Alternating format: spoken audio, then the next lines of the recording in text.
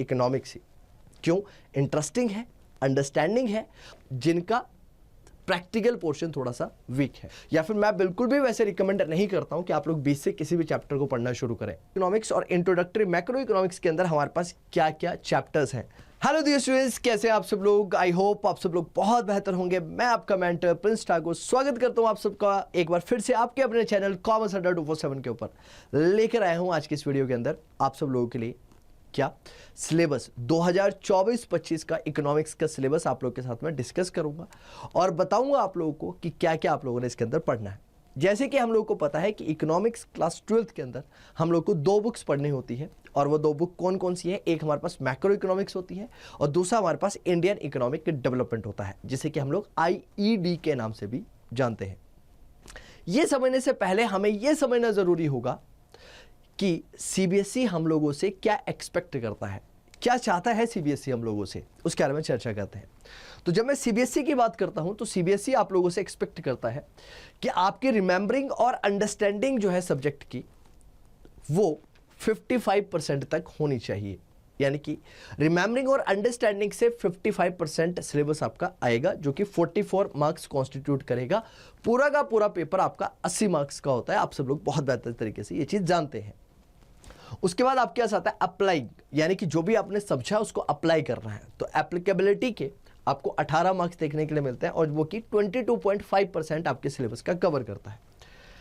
Analyse करना, evaluate करना और क्रिएट करना 22.5%, 18 मार्क्स यहां पर आते हैं इसके भी।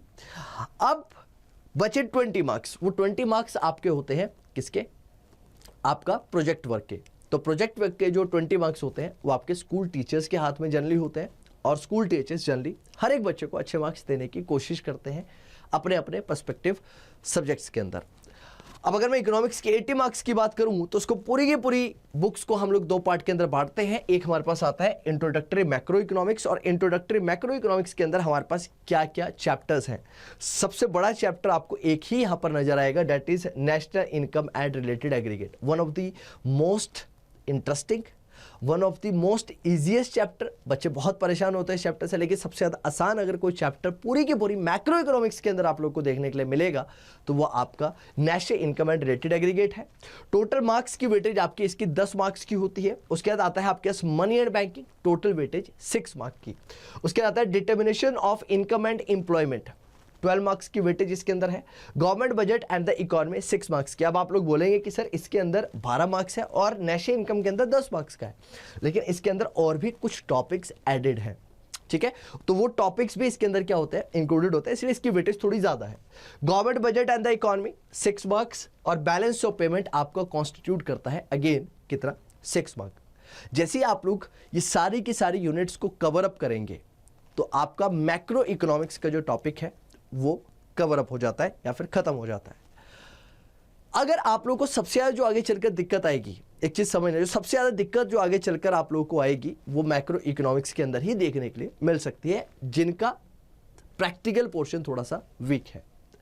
लेकिन जो थ्योरेटिकली बहुत अच्छे हैं उनको एक यूनिट बहुत ज्यादा रास आएगी, that is Indian economic development. अगर आप लोग प्रैक्टिकली बहुत अच्छे हैं तो आपको मैक्रो इकोनॉमिक्स पढ़ने में बहुत ज्यादा मजा आने वाला है थ्रू आउट, राइट।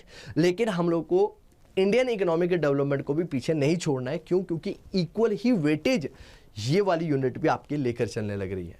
अगर आप लोग यहां पर देखेंगे तो इसकी वेटेज भी 40 मार्क्स की है और 40 मार्क्स के अंदर आपका क्या क्या आने वाला है। तो यहां पर देखिएगा, इसको अगर मैं बांटता हूं तो आप लोग इसको 3 फेजेस के अंदर क्या कर सकते हैं, पूरे सिलेबस को बांट सकते हैं, right. That is first chapter आपका आता है India on the eve of independence, then आता है इंडियन इकोनॉमी 1950 टू 1990, देन आता है LPG that is liberation, privatisation, globalisation.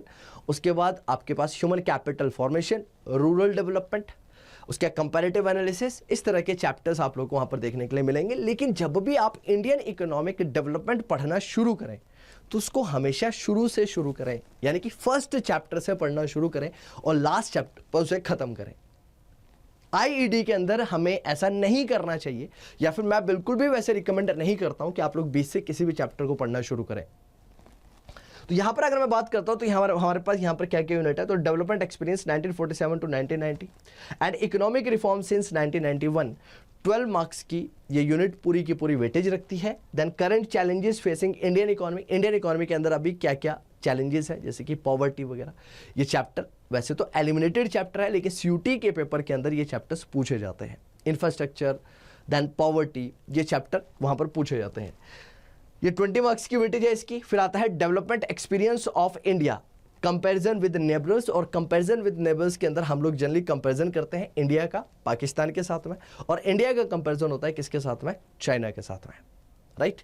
तो ये 3 यूनिट आप लोगों ने इंडियन इकोनॉमिक डेवलपमेंट के अंदर ओवरऑल पढ़नी है, और 4 से लेकर 5 यूनिट के बीच में आप लोगों ने मैक्रो इकोनॉमिक्स के अंदर डिटेल में पढ़ना है। और ये पूरा का पूरा सिलेबस जो है आपका इकोनॉमिक्स का कवर अप हो जाएगा, खत्म हो जाएगा, अगर आप ये सारा टॉपिक पढ़ लेते हैं तो।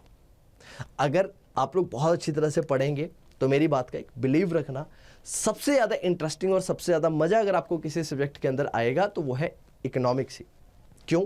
इंटरेस्टिंग है, अंडरस्टैंडिंग है, और आपकी रियल लाइफ सिनेरियो के साथ, आपकी इकोनॉमी से रिलेट करता है, इंडिया के साथ रिलेट करता है, इसलिए आप ज़्यादा बेहतर तरीके से प्रैक्टिकली भी समझ पाएंगे कि ऐसी चीज़ें क्यों हैं। आशा करता हूं कि आप सब लोगों को ये वीडियो बहुत ज़्यादा पसंद आएगी, और इसी तरह की वीडियो के लिए आप लोग जुड़े रहिए कॉमर्स अड्डा चैनल के साथ। और चैनल पे पहली बार है तो चैनल को लाइक, शेयर और सब्सक्राइब करना मत भूलिएगा। तो मिलते हैं आप लोगों से, तब तक के लिए मैं आपका मेंटर प्रिंस ठाकुर आप सबसे कहता हूँ जय हिंद।